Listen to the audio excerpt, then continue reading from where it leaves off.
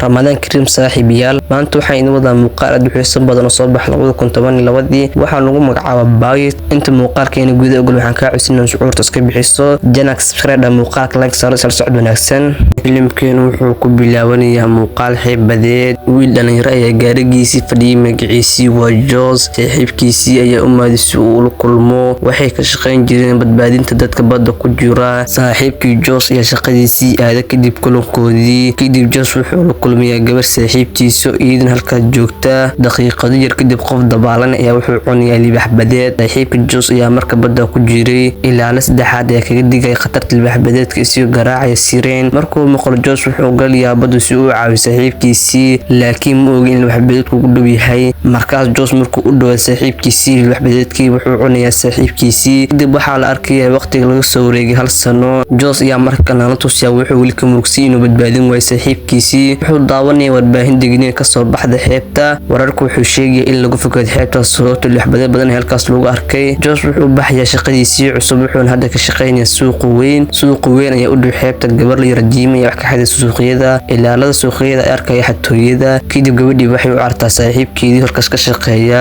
waardiye iyo maamul ay halkaas yimaada waxayna ku yiraahdeen in booliska imaan doono Joss wuxuu sidoo kale arkaa saaxiibkeedii oo soo gala suuqyada kadib booliska ayaa yimaada oo la kulma maamulaha waxaa la arkayaa lamaana baabuur ku jiro ku sugan baakin gabadhii waxay wadatay aad u jeceshahay waxay eegayay tagtaa suuqyada tuug kale ayaa baabuur kale ku yimaada si uu dhac suuqyada isigoo la socdo saaxiibkiisii booliska Jimmy baakinka waxayna ku xirayaan gaariga halkaas waxaa loogu ogaaday in Jimmy ay tahay gabadhii booliska wuxuu damacayaa inuu tago laakiin aragtidiisii ayaa qabataa nin kale markuu arko boolisku wuxuu bilaabayaa inuu raaco ninka isigoo qori watay kii wuxuu galayaa xafiiska maamulaha wuxuuna diinaya inuu furto sanduuqa lacagta maamuluhu wuxuu furayaa sanduuq laakiin wuu maran yahay ninkii wuxuu qasbadaa maamul oo meel kale u kaxeeyaa booliska ayaa gacanta ku dhigay ninkii tuug kale ayaa qabsada saaxiibkii Joss wuxuu boolisku yaraa saaxiibkii isiiday markuu Joss arkay in saaxiibkiisii la qabsaday wuu baqayaa saaxiibtii Jimmy ka soo cartay gaarigii waxay u sheegtay shaqadiisii uu ku waayay sababta xatooyada gabadhii waxay u tagtaa maamulaha si uu sheegtay saaxiibkeedii uusan waxba xadin kadib saaxiibkii Jimmy wuxuu ku laabtay gaariga noociisa yahay fankiga ah mid ka mid ah tuugada ay qori ku hay saaxiibkii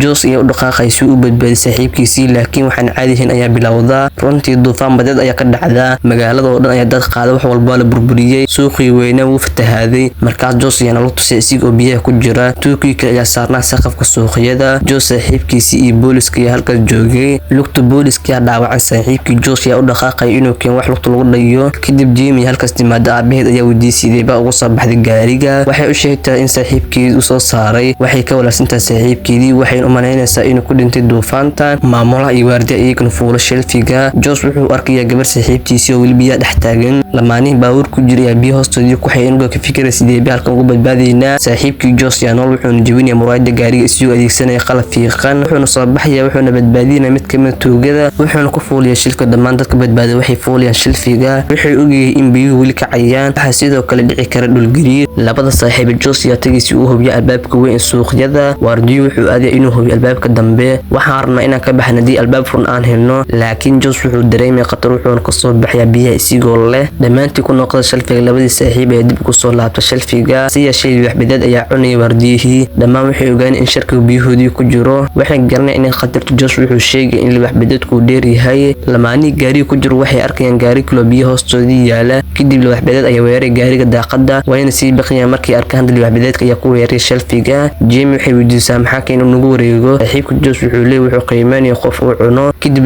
guri ayaa dhacay xeerkii korontada culeyska hoos ugu dhacay biyaha waxayna ka baqay in hadii uu biyo taabtay wada dhiman doona Joss wuxuu leeyahay aniga ayaa dimin doona korontada laakiin saaxiibkii Joss ayaa horjeestay sababta gacantiisii way dhaawacan tahay wuxuu ugu diiday Joss in dhiigan dhaawiciisa soo jiidan karo wax badeedka saaxiibkii Joss ayaa la iimaanaya fikrad wuxuu sameystaa gaashaan jirkiisii ku difaaciyo ka sameeyay alaabta ku jirta dukaanka wuxuu isticmaalaya tubo ku neefsado biyaha hoostoodii kadib wuxuu biyaha u booday markuu diyaar u noqday dhanka kale shirkii uu soo dhawaada barsamo wax yeelayo alaabtii leekan dukaanka biyaha dhexdeedii ku baaba'ay waxa biyaha sidoo kale ku jira masas badeed saaxiibkii Joss wuxuu ku sii dhibaanaya furaha korontada balse tubadii ku neefsanay ayaa gaabatay Joss ayaa qabta dhan kale ee tubada si uu caawiyo saaxiibkii Joss ayaa afka tooro tubadii wuxuu si gool ugu dimi furihii korontada markuu isku day inuu dus u soo baxo dharka culays ku xirnaa ka hortag wuxuuna ku ku dhintay halkaas. dhanka kale saaxiibkii Jam wuxuu caawinayaa lamaanihii ku jiray gaariga baakinka, wuxuu tuuray gacan jaban oo meeyda sharkigiin wuxuu u jeestaa gacantaas, iyaga ka faa'iideysanay fursadaas waxay bilaabayaan inay fuulaan baabuur kale, laakiin sharjigii wuxuu soo dhaqaaqaa dhankoodii. ninkii ayaa markaas ku tuuray eegii biyaha sharkigiin wuxuu u jeestaa eeyga si aad dadka ugu badbaadiyaan. Josh iyo Tuugii waxay qorsheynayaan ka baxaan dukaanka iyagoo maray daaqada hawo-mareenka. maamulaha u sheegay in isaga marka hore baxayo, wuxuu hawada ka laalaadaa markaas uu sharkigii cunayaa. isla waqtigaas saaxiibkii Jam wuxuu isku dayaa inuu daaqada tubo ku baxsado, balse wuxuu ku dhacayaa biyaha sharkigan u soo dhawaadaa. markaas uu si degdeg ugu dhaqaaqaa lamaanihii, wuxuu bilaabaa inuu fuulo gaarigoodii, laakiin wuxuu ku dhacayaa biyo isagoo gabadha caawinaya. markuu isku dayo inuu fuulo sharkigii ayaa cunaya. dhanka kale Tuugii wuxuu qorsheynayaa in sharkigu ku dabto qabsadii wuxuu yahay meel ka dursan shelfigii ay saarnaayeen. sarkaalka booliska u sheegay in suurtagaas uu keeno dadkoo dhan ugu digay inuu dhaawacayo dhiigiisa oran karo sharkiga, laakiin sarkaalka ma dhageysan. markuu doonay inuu boodo gabadhiisii Jam ka horbooday, iyada u socota qabsada sharkigii inuu daba socdaa. waxay qaadataa daba wuxuuna ku dhaftaa sharkigiisa ugu tago. Jam waxay keentay qabsadii waxay dib ugu soo laabtaa sharfiga. hadda waxay hilib ku xireen qabsadii oo biyaha ku daadiyeen, laakiin sharkiga wuxuu dhaafay hilibkii wuuna diiday. mid ka mid ayaa dadka weydiinaya muxuu sharkigu ku cuni waayay hilibka. Tuugii oo sheegay wuxuu rabaa hilib nool, markaas iyo bastooladiisii soo saaray. wuxuu qabtay gabadhii wuxuuna ku tuuray biyaha. markuu rabay inuu sharkigii soo jiito gabadhiisa u dilo, laakiin saaxiibkiisii gal ayaa gadaal ka garaacay. markaas iyo qabsadii ku xiray saaxiibkiisii wuxuuna ku tuuray biyaha. sharkigii ayaa wuxuuna